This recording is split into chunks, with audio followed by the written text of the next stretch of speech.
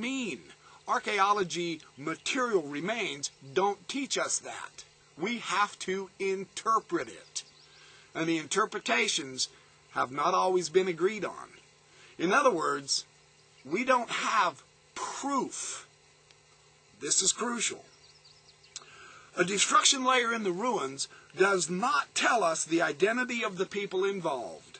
Indeed, we know that certain black soot and charcoal layers do not necessarily mean destruction. But it's been interpreted that way sometimes. But it's a wrong interpretation of the archaeological data.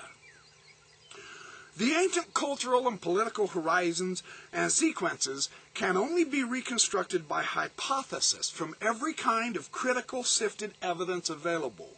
Hence, the historical reconstructions about archaeological material remains have only varying degrees of probability. I have said this on YouTube before in discussing steel in the Book of Mormon, in discussing archaeology in the Book of Mormon. Now we have a biblical archaeologist who says, we are not dealing with proof. All we can do is gain a higher or lower degree of probability that something was so. Archaeologists do not deal in proof. They deal in probability.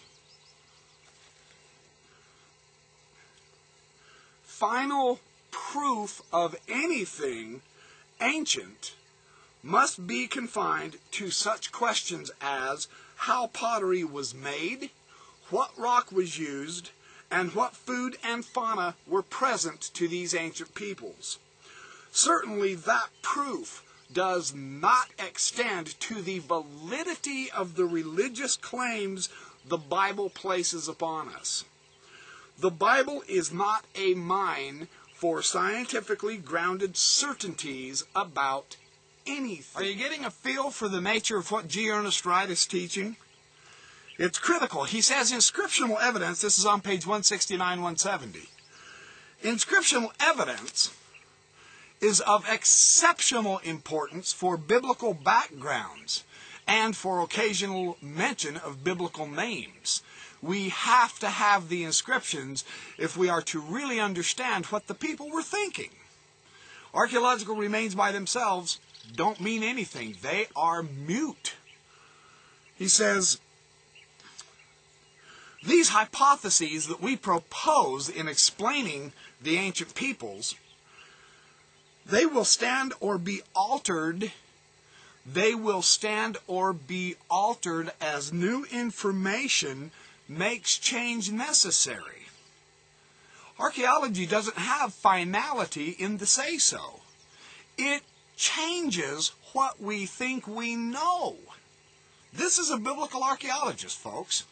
This is not me making this up as a desperate sort of measure to save the Book of Mormon or to save the Bible or to refute the Bible. We simply have to understand this kind of information about archaeology. Final and absolute proven answers are impossible to provide. One generation's questions may not be another generation's questions. And in turn, in every case, the questions asked are integral to the answers. This means that one generation's research differs from a different generation's research.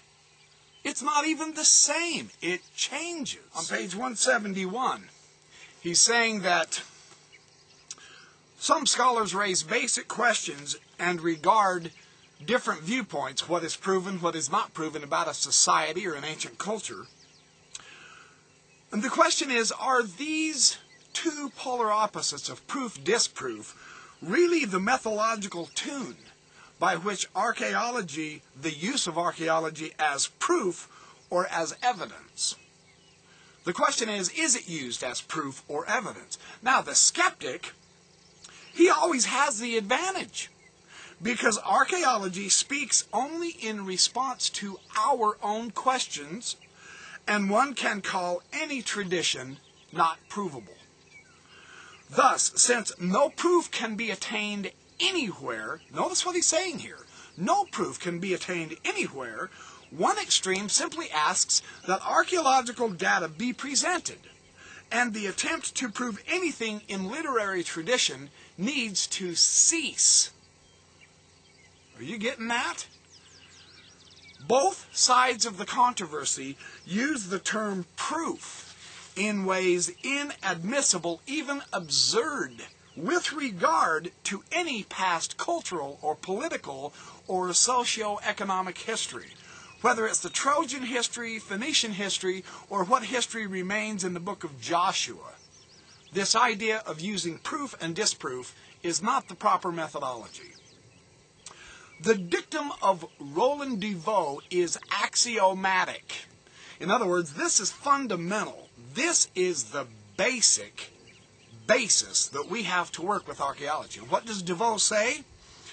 Archaeology does not confirm the text, which is what it is, the text.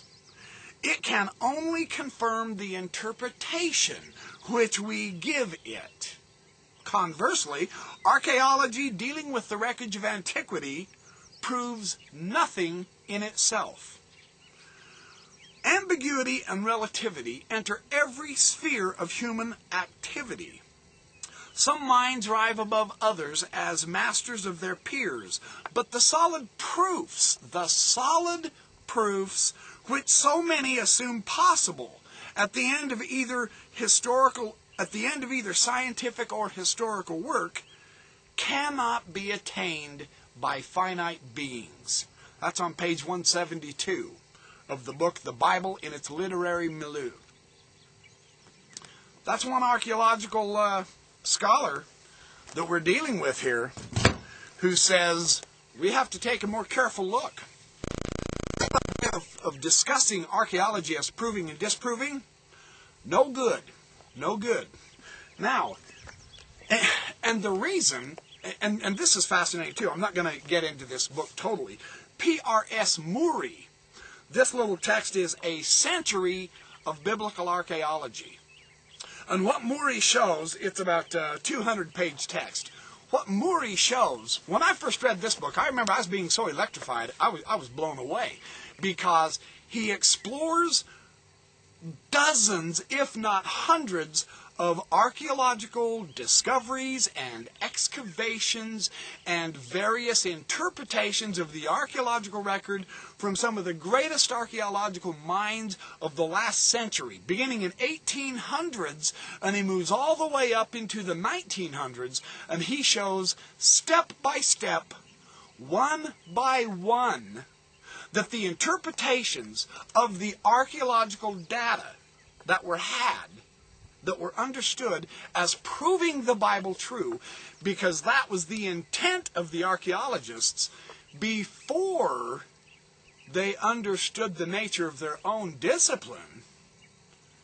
He shows how through the centuries, every one of those single biblical proofs have been falsified. Archaeology hasn't proven a thing true about the Bible yet. It's a very stunning text.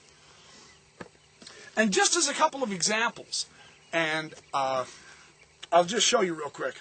Robert Cornuke and David Halbrook, In Search of the Mountain of God, the discovery of the real Mount Sinai. Now, this is a text